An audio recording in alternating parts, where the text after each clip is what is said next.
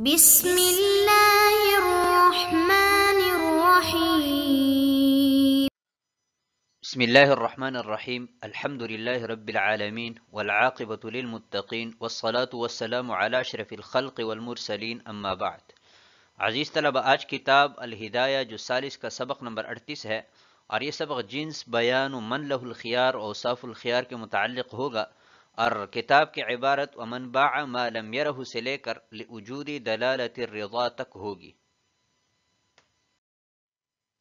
آتے ہیں سبق کے متعلق اصول کی طرف۔ تو اصل نمبر 1، خیار رؤیت انما یثبت فی الاعیان دون الدیون کالسلم، کہ خیار رؤیت اعیان میں ثابت ہوتا ہے نہ کہ دیون میں، جیسا کہ سلم ہے۔ سلم میں مسلم فی چونکہ دین ہے، اس لیے سلم میں خیار رؤیت ثابت نہیں ہوگا۔ اصل نمبر 2، الخیار لمن اشترى ما لم یرہ لا لمن باع ما لم یرہ، کہ خیار مشتری کے لیے ان چیزوں میں حاصل ہے کہ جو بن دے کے خریدیں، اور اگر بائع کوئی چیز بن دے کے فروخت کرتا ہے تو ان چیزوں میں بائع کے لیے خیار نہیں ہے۔ الرؤیت المعتبرۃ ہی الرؤیت المعلمۃ للمقصود لا کل رؤیت، کہ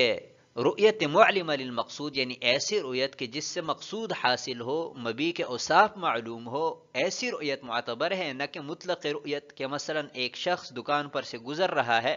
اور مبیع پر نظر پڑ گئی اور اس دیکھنے کی وجہ سے اس مبیع کا اوصاف معلوم نہ ہو، تو اس رؤیت کا اعتبار نہیں ہے اور اس کی وجہ سے مشتری کا خیار ساقط نہیں ہوگا۔ رؤیت الوکیل بالقبض کرؤیت المشتری بخلاف الرسول، کہ مشتری نے اگر کسی کو وکیل بالقبض بنایا ہے تو اس وکیل کی رؤیت یہ مشتری کی رؤیت ہے، یعنی وکیل کے دیکھنے کی وجہ سے مشتری کی رؤیت کا جو خیار ہے وہ ساقط ہو جائے گا، برخلاف رسول کے کہ اس کے دیکھنے کی وجہ سے مشتری کا خیار ساقط نہیں ہوگا۔ رؤیت النموذج فی المکیلات والموزونات والمعدودات المتقاربة تعتبر کرؤیت الکل، مکیلات، موزونات اور معدودات متقاربہ میں نمونہ دیکھنا یہ کل کے دیکھنے کی طرح ہے، یعنی اگر نمونہ دیکھا گیا تو کل میں خیار ساقط ہو جائے گا۔ اصل نمبر 6، کل ما یبطل خیار شرط من تعیب او تصرف یبطل خیار رؤیت، کہ ہر وہ چیز جس سے خیار شرط باطل ہو، جیسے کہ مبیع کا عیبدار بننا یا مبیع میں تصرف کرنا، ان تمام چیزوں سے خیار رؤیت بھی باطل ہوگا۔ اصل نمبر 7، خیار الشرط یمنع الحکم وخیار الرؤیت یمنع اللزوم وخیار العیب یوجب الخیار بعد اللزوم، کہ خیار شرط یہ مانع عن الحکم ہے اور خیار رؤیت یہ مانع عن لزوم العقد ہے، اور خیار عیب یہ مانع موجب للخیار بعد لزوم العقد ہے، یعنی عقد کے لازم ہونے کے بعد مشتری کے لیے عیب کی بنا پر واپس کرنے کا خیار حاصل ہوتا ہے۔ اصل نمبر 8، خیار العیب اور رؤیت یثبتان شرعا لا شرطا، کہ خیار عیب اور خیار رؤیت یہ شرعا دونوں ثابت ہے، الگ سے شرط لگانے کی ضرورت نہیں پڑتی، برخلاف خیار شرط کے کہ خیار شرط یہ شرعا ثابت نہیں ہوتا۔ شرعا ثابت ہونے کا مطلب یہ نہیں ہے کہ شریعت میں اس کا ثبوت نہیں ہے، بلکہ شرعا ثابت ہونے کا مطلب یہ ہے کہ خود بخود ثابت نہیں ہوگا بلکہ الگ سے شرط لگانی پڑے گی۔ اصل نمبر 9، اسقاط الحق قبل ثبوته باطل، کہ حق کے ثبوت سے پہلے اس کا اسقاط یہ باطل ہے، یعنی ابھی تک حق وجود میں ہی نہیں آیا اور اس کو ساقط کیا جائے تو یہ معاملہ باطل ہے۔ اصل نمبر 10، المعلق بالشرط معدوم قبل وجود الشرط، کہ اگر کسی امر کو کسی شرط کے ساتھ معلق کیا جائے تو جب تک وہ شرط وجود میں نہ آئے تو اس کے وجود میں آنے سے پہلے پہلے وہ امر معدوم رہے گا، اور جب شرط وجود میں آئے تو اس وقت وہ امر وجود میں آ جائے گا۔ اصل نمبر 11، غیر المرئی اذا كان تبعا للمرئی يعتبر مرئیا برؤیت الاصل، کہ غیر مرئی جو کہ مری کے لیے تبع ہو تو اصل جو کہ مری ہے جس کو مشتری نے دیکھ لیا ہو تو اصل دیکھنے کی وجہ سے غیر مری جو کہ تبع ہے اس میں بھی رؤیت ساقط ہو جائے گی، یعنی غیر مرئی کی رؤیت مرئی کی رؤیت سے کافی ہو جاتی ہے۔ آتے ہیں عبارت کی طرف. قال ومن باع ما لم يره فلا خيار له. وكان ابو حنيفة رحمه الله تعالى يقول اولا له الخيار اعتبارا بخيار العيب وخيار الشرط، وهذا لأن لزوم العقد بتمام الرضا زوالا وثبوتا، ولا يتحقق ذلك إلا بالعلم بأوصاف المبيع، وذلك بالرؤية، فلم يكن البائع راضيا بالزوال. ووجه القول المرجوع إليه أنه معلق بالشراء لما روينا فلا يثبت بدونه. اور امام قدوری رحمۃ اللہ علیہ نے فرمایا کہ اگر کسی شخص نے بن دے کے کوئی چیز فروخت کی تو اس کو خیار حاصل نہیں ہوگا. اور امام ابو حنیفہ رحمۃ اللہ علیہ پہلے خیار شرط اور خیار رؤیت پر قیاس کرتے ہوئے بائع کے لیے خیار کے قائل تھے. یہ اس لیے کہ عقد کا لازم ہونا یہ مکمل رضامندی پر موقوف ہے، زوالن بھی اور ثبوتن بھی. اور مکمل رضامندی متحقق نہیں ہوتی مگر مبی کے اوصاف جاننے سے، اور اوصاف مبی کا علم رؤیت پر موقوف ہے، لہٰذا بائع زوال مبی پر راضی نہیں ہوگا. اور جس قول کی طرف رجوع کیا گیا اس کی دلیل یہ ہے کہ خیار یہ شراء پر معلق ہے، اس دلیل کی بنا پر جو ہم پہلے روایت کر چکے ہیں، لہٰذا شراء کے بغیر خیار ثابت نہیں ہوگا.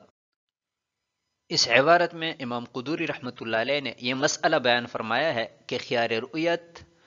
بائع کے لیے بھی ثابت ہے کہ نہیں ہے. تو مفتاوی اور راجح قول کے مطابق بائع کے لیے خیار رؤیت ثابت نہیں ہے، لیکن امام ابو حنیفہ رحمۃ اللہ علیہ پہلے اس کے قائل تھے کہ بائع کے لیے بھی خیار رؤیت حاصل ہے. اور یہ مرجوع عنہ قول ہے. مرجوح جو قول ہے اس کی دلیل کیا ہے؟ تو صاحب ہدایہ فرماتے ہیں کہ خیار عیب اور خیار شرط پر قیاس کرتے ہوئے امام صاحب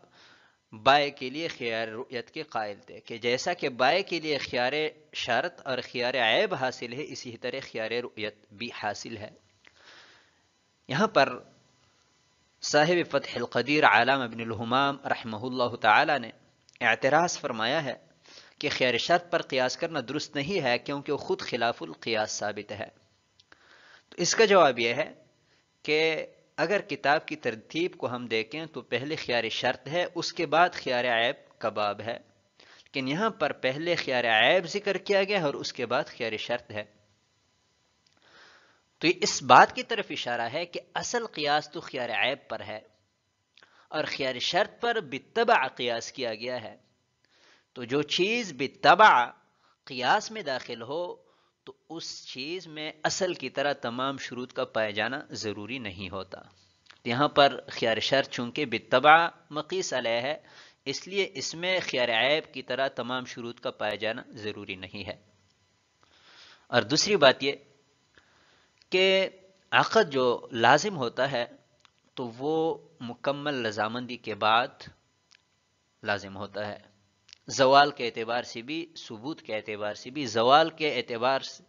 سے ہونے کا مطلب یہ کہ جب مبی بائع کی ملکیت سے زائل ہو تو اس صورت میں بھی مکمل رضامندی ضروری ہے، اور جب مشتری کی ملکیت مبی پر ثابت ہو تو اس صورت میں بھی مشتری کی مکمل رضامندی ضروری ہے. اور یہ جو مکمل رضامندی ہے یہ مبی کے اوصاف جاننے کے بعد ہی حاصل ہو سکتی ہے کہ جب مبی کے اوصاف معلوم ہو. تو قبل الرؤیت بائع کو مبی کے اوصاف معلوم نہیں ہے، تو جب اوصاف معلوم نہیں ہے تو مکمل رضامندی حاصل نہیں ہے، اور جب مکمل رضامندی حاصل نہیں ہے تو عقد لازم نہیں ہے. تو قبل اللزوم بائع کو فسخ کا حق حاصل ہونا چاہیے. یہ مرجوع عنہ جو قول ہے اس کی دلیل ہے. اور جو مرجوع الیہ قول ہے یعنی بائع کے لیے کوئی خیار نہیں ہے، اس کی دلیل کیا ہے؟ امام صاحب نے پہلے قول سے کیوں رجوع فرمایا، کس دلیل کے بنا پر؟ تو دلیل یہ ہے کہ حدیث شریف میں خیار رؤیت کو شراء پر معلق کیا گیا ہے، لہذا جب شراء وجود میں آئے گا تو خیار وجود میں آئے گا، اور جب شراء نہ ہو تو خیار بھی نہیں ہوگا. اس پر ایک اعتراض ہوتا ہے. اعتراض یہ ہے کہ یہاں پر تو مفہوم شرط سے استدلال کیا گیا ہے، اور حالانکہ حناف کے ہاں دلیل نہیں ہے. تو اس کا جواب یہ ہے کہ مفہوم شرط سے یہاں پر استدلال نہیں کیا گیا، بلکہ صاحب ہدایہ نے عبارت کے واضح ہونے کی وجہ سے اور اس مسئلے کے واضح ہونے کی وجہ سے اختصار سے کام لیا ہے۔ وہ یہ کہ عقد بائع اور مشتری دونوں کے حق میں لازم ہونا چاہیے، لیکن مشتری کے لیے چونکہ نص وارد ہوا ہے اس لیے اس کے حق میں یہ نص اور خیار رؤیت چونکہ نص کی بنیاد پر ثابت ہے، یہ خیار رؤیت مانع عن لزوم العقد ہے۔ تو مشتری کے لیے کہ حق میں عقد لازم نہیں ہے، لہذا اس کو فسخ کا حق حاصل ہے، اور بائع کے حق میں کوئی نص نہیں ہے، لہذا مانع عن اللزوم کوئی امر نہیں ہے، تو یہ عقد لازم ہے، تو بعد اللزوم بائع کو فسخ کا حق حاصل نہیں ہوگا۔ لہذا یہاں پر مفہوم شرط سے استدلال نہیں کیا گیا۔ آتے ہیں اگلی عبارت کی طرف، وروی ان عثمان بن عفان رضی اللہ تعالی عنہ باع ارضا له بالبصرة من طلحة بن عبید اللہ رضی اللہ تعالی عنہ فقيل لطلحة إنك قد غبنت فقال لي الخيار لأني اشتريت ما لم أره، وقيل لعثمان إنك قد غبنت فقال لي الخيار لأني بعت ما لم أره، فحكم بينهما جبير بن مطعم رضي الله تعالى عنه فقضى بالخيار لطلحة رضي الله عنه، وكان ذلك بمحضر من الصحابة رضوان الله تعالى عليهم أجمعين۔ اور یہ روایت منقول ہے کہ عثمان بن عفان رضی اللہ تعالیٰ عنہ نے بصرہ میں طلحہ بن عبید اللہ رضی اللہ تعالیٰ عنہ کو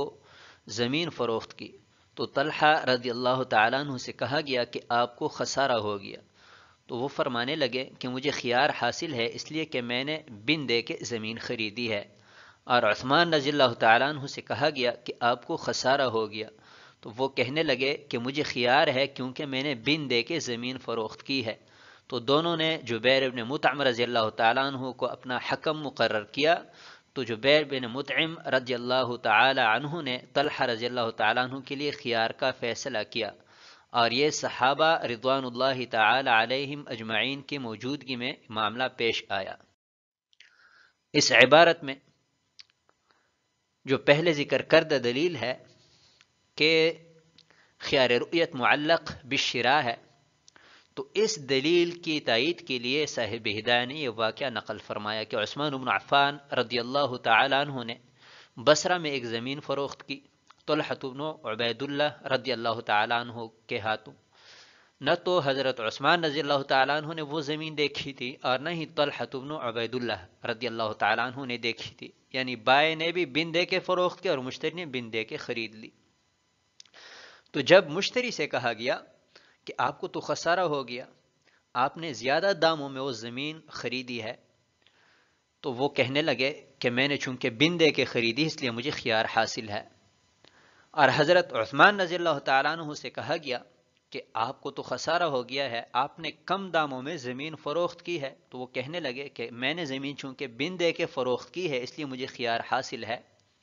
کہ جب میں زمین دیکھوں گا اگر حقیقت میں نے کم داموں میں فروخت کی ہوگی تو میں واپس لے لوں گا۔ تو دونوں نے جبیر بن مطعم رضی اللہ تعالیٰ عنہ کو حکم بنایا کہ آپ ہمارے مابین میں فیصلہ فرمائیں، تو جبیر بن مطعم رضی اللہ تعالیٰ عنہ نے طلحہ بن عبید اللہ رضی اللہ تعالیٰ عنہ کے حق میں خیار کا فیصلہ کیا، اور یہ فیصلہ صحابہ کی جماعت کے سامنے ہوا اور سب نے سکوت اختیار کیا، تو یہ اجماع سکوتی ہے اس بات پر کہ خیار مشتری کو حاصل ہوتا ہے نہ کہ بائع کو۔ تو آج کے سبق کو ہم اسی پر ختم کرتے ہیں۔ والسلام علیکم ورحمۃ اللہ وبرکاتہ۔ آتے ہیں عبارت کی طرف، ثم خيار الرؤية غير موقت بل يبقى إلى أن يوجد ما يبطله، وما يبطل خيار الشرط من تعيب أو تصرف يبطل خيار الرؤية، ثم إن كان تصرفا لا يمكن رفعه كالإعتاق والتدبير أو تصرفا يوجب حقا للغير كالبيع المطلق والرهن والإجارة يبطله قبل الرؤية وبعدها، لأنه لما لزم تعذر الفسخ فبطل الخيار۔ پھر خیار رؤیت کسی وقت کے ساتھ خاص نہیں ہے بلکہ جب تک مبطل نہ پا جائے تب تک باقی رہے گا، اور ہر وہ چیز جو خیار شرط کو باطل کرتا ہے جیسا کہ معیوب بننا اور تصرف کرنا تو وہ خیار رؤیت کو بھی باطل کر دیتا ہے۔ پھر اگر تصرف ایسا تصرف ہو کہ جس کا رفع کرنا ممکن نہ ہو جیسے کہ آزاد کرنا یا مدبر بنانا، یا ایسا تصرف ہو کہ جو دوسرے کے لیے حق کو واجب کرتا ہے جیسے کہ بے مطلق یا رہن اجارہ، تو یہ قبل الرؤیت اور بعد الرؤیت خیار رؤیت کو باطل کر دیتا ہے، اس لیے کہ جب بے لازم ہوئی تو فسخ کرنا متعذر ہوا، لہذا خیار باطل ہوا۔ اس عبارت میں صاحب ہدایہ نے دو مسئلے بیان فرمائے ہیں۔ پہلا مسئلہ یہ کہ خیار رؤیت یہ موقت ہے یا غیر موقت، اور دوسری بات یہ کہ مبطلات خیار رؤیت کیا ہے، یعنی کون سی وہ چیزیں ہیں کہ جن کی وجہ سے خیار رؤیت باطل ہوتا ہے۔ تو پہلی بات کہ خیار رؤیت موقت ہے یا غیر موقت، تو اس میں بعض مشائخ کا قول یہ ہے کہ بعد الرؤیت امکان فسخ تک خیار رؤیت موقت ہے، یعنی مشتری نے جب مبیع کو دیکھا اور وہ فسخ کرنے پر قادر تھا لیکن انہوں نے فسخ نہیں کیا تو ابھی اس کا خیار باطل ہو جائے گا۔ لیکن صحیح مختار اور مفتوی قول یہ ہے کہ جب تک کوئی مبطل نہ پایا جائے تب تک خیار رؤیت باقی رہتا ہے، کسی وقت کے ساتھ یہ خاص نہیں ہے۔ اور دوسرا مسئلہ یہ کہ مبطلات خیار رؤیت کیا ہے، تو اس میں ایک تو یہ کہ بعد الرؤیت مشتری جب مبیع پر قبضہ کریں تو یہ قبضہ کرنا مبطل للخیار ہے، اس سے خیار باطل ہو جائے گا۔ یہ ملا علی قاری رحمۃ اللہ علیہ نے شرح النقایہ میں ذکر فرمایا ہے۔ اور دو چیزیں یہاں پر صاحب ہدایہ نے بیان فرمائی ہے۔ پہلی یہ کہ مبیع اگر عیبدار بنے تو معیوب بننے کی وجہ سے خیار رؤیت باطل ہو جائے گا، اور دوسری بات یہ کہ اگر مشتری نے مبیع میں کوئی تصرف کیا ہے تو اس تصرف کرنے کی وجہ سے بھی خیار باطل ہو جائے گا، لیکن مطلق تصرف سے نہیں بلکہ اس میں قدر تفصیل ہے۔ تصرف کی کئی قسمیں ہیں۔ ایک تصرف تو ایسا کہ جو قابل ارتفاع نہیں ہے، اور دوسرا تصرف ایسا کہ اس کی وجہ سے کسی غیر کا حق معلق ہوتا ہے، اور تیسرا تصرف ایسا کہ وہ قابل ارتفاع ہو، یعنی رفع کرنا اس کا ممکن ہو۔ تو ابھی ایسا تصرف کہ جو قابل ارتفاع نہیں ہے، مثلا غلام خریدا بن دے کے تو اس کو آزاد کر دیا یا مدبر بنا دیا، تو اب اس صورت میں قبل الرؤیت اور بعد الرؤیت خیار باطل ہو جائے گا، یعنی غلام دیکھا ہے یا نہیں دیکھا، بہر صورت اس تصرف کی وجہ سے مشتری کا خیار باطل ہو جائے گا۔ اور اگر ایسا تصرف کیا ہے کہ جس سے کسی غیر کا حق متعلق ہوا ہے، مثلا بیع مطلق کی ہے، غلام کو آگے فروخت کر دیا تو اس کے ساتھ مشتری ثانی کا حق متعلق ہوا، یا بطور رہن کسی کے پاس رکھوائے تو اس کے ساتھ مرتہن کا حق جو ہے وہ متعلق ہوا، یا اجارے پر دیا تو مستاجر کا حق متعلق ہوا، تو ایسا تصرف بھی قبل الرؤیہ اور بعد الرؤیہ خیار کو باطل کر دیتا ہے، اس لیے کہ اس تصرف کی وجہ سے تو عقد لازم ہوا،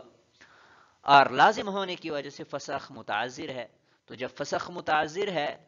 فسخ کرنا ممکن نہیں ہے، تو ابھی خیار بھی باطل ہو جائے گا، کیونکہ خیار تو فسخ کرنے کے لیے ہوتا ہے، اور فسخ کرنے پر جو ہے مشتری قادر نہیں ہے، تو عدم قدرت کی وجہ سے خیار باطل ہو جائے گا۔ آتے ہیں اگلی عبارت کی طرف، فَإِنْ كَانَ تَصَرُّفًا لَا يُوجِبُ حَقًّا لِلْغَيْرِ كَالْبَيْعِ بِشَرْطِ الْخِيَارِ وَالْمُسَاوَمَةِ وَالْهِبَةِ مِنْ غَيْرِ تَسْلِيمٍ لَا يُبْطِلُهُ قَبْلَ الرُّؤْيَةِ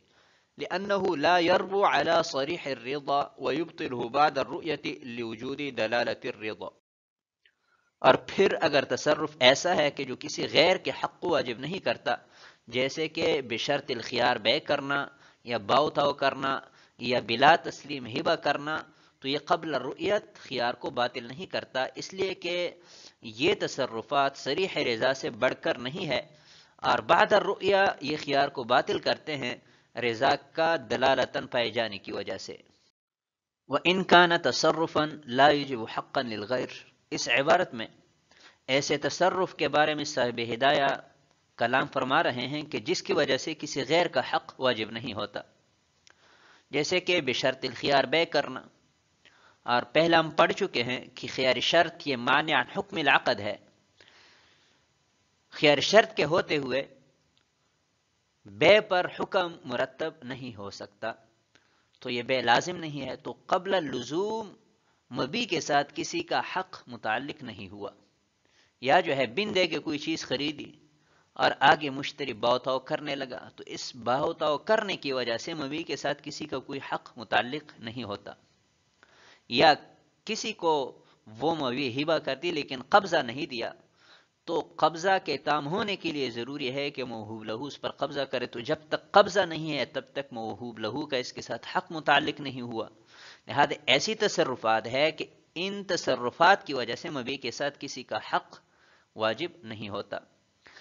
اور ایسے تصرف کی وجہ سے قبل الرؤیا خیار رؤیت باطل نہیں ہوتا۔ کیوں کہ ہم پہلے پڑھ چکے ہیں کہ قبل الرؤیا صراحتاً رضامندی کا اظہار کرنے سے بھی خیار باطل نہیں ہوتا، تو یہ تو دلالتاً رضامندی ہے، تو جب صراحتاً رضامندی سے خیار باطل نہیں ہوتا تو دلالتاً رضامندی سے تو بطریق اولا یہ خیار باطل نہیں ہوگا۔ البتہ بعد الرؤیا ایسے تصرفات کی وجہ سے خیار رؤیت باطل ہو جائے گا، اس لیے کہ